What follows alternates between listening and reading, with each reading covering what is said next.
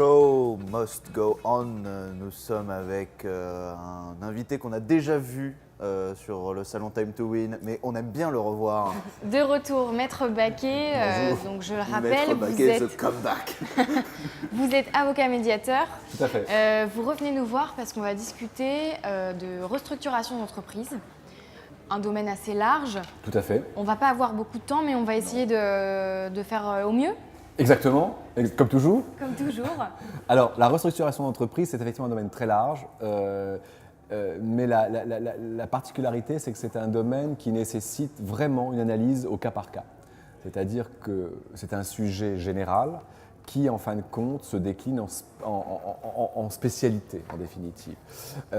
Et qu'entend-on par restructuration d'entreprise? Alors, généralement, on entend une période d'angoisse, parce que si on dit restructuration, c'est qu'il y a une problématique. Et plus on va agir tôt sur cette problématique, plus les conséquences et la suite, et donc la restructuration in fine, se passera bien. Et pour ça, il y a des étapes à respecter. Il y a l'étape de prise de conscience, il y a l'étape d'annonce de la restructuration aux salariés, aux employés, l'étape de désintégration, c'est-à-dire où il va falloir tout déconstruire, l'étape de restructuration et l'étape d'intégration. Et pendant toute cette période-là, il faut rassurer les personnels, rassurer les partenaires, rassurer les clients, rassurer les associés, rassurer les investisseurs. Donc la restructuration d'entreprise nécessite des compétences, multiples compétences. En tant qu'avocat, le cabinet intervient effectivement auprès de ses clients, mais pas que, parce que ça nécessite différents domaines d'intervention, différentes spécialités. Et tout l'intérêt des intervenants est de reconnaître qu'ils peuvent faire ou qu'ils ne peuvent pas faire. Pour dire, voilà, pour ça, on va prendre l'aspect fiscal, par exemple, allez voir telle personne. Pour l'aspect social, ce sera tel associé. Alors, vous voyez, il faut vraiment déterminer qui va intervenir auprès des dirigeants dans la restructuration pour que tout se passe bien. Mais il faut aussi déterminer qu'est-ce qu'on restructure dans une entreprise, parce qu'on en Exactement. parlait juste avant l'interview, il y a plein de trucs à restructurer. Exactement. Qu'est-ce qu'on entend par... Que veut le chef d'entreprise par rapport à la restructuration? Est-ce que j'ai un problème de positionnement marketing? Est-ce que j'ai un problème de positionnement client? Est-ce que j'ai un problème de positionnement ressources, recettes? Est-ce que j'ai un problème de positionnement social? Parce que restructuration, c'est pas global. Du coup, on ne prend pas l'entité.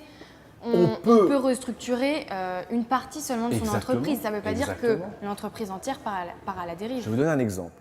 Vous avez une entreprise qui a, on va dire, plusieurs départements. Dans cette entreprise, vous avez un des départements qui ne fonctionne pas, mais dont vous aimeriez vous séparer.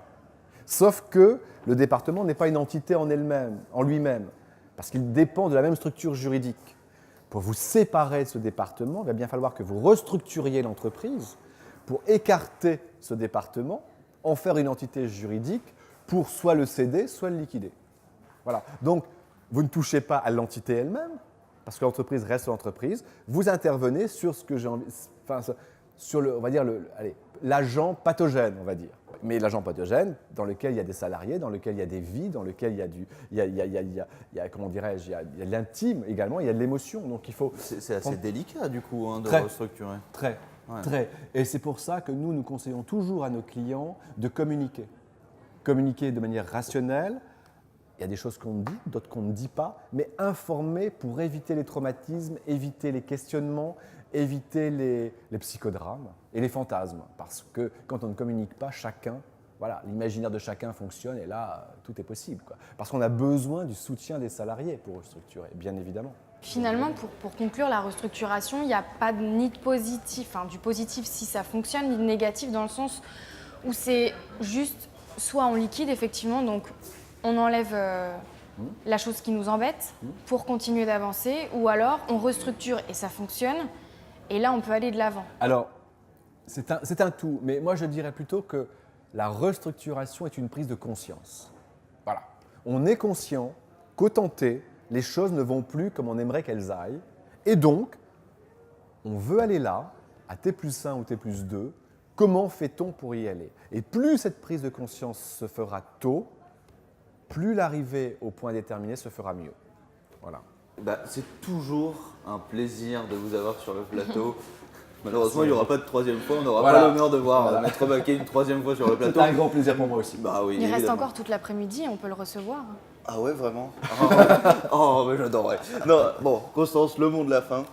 Le mot de la fin, donc retrouvez-nous sur les réseaux sociaux, LinkedIn, Facebook et Instagram avec le hashtag TTW2018. Et sinon, venez nous voir, Maître Baquet n'est jamais loin. Vous pourrez discuter avec lui. Merci beaucoup. Merci.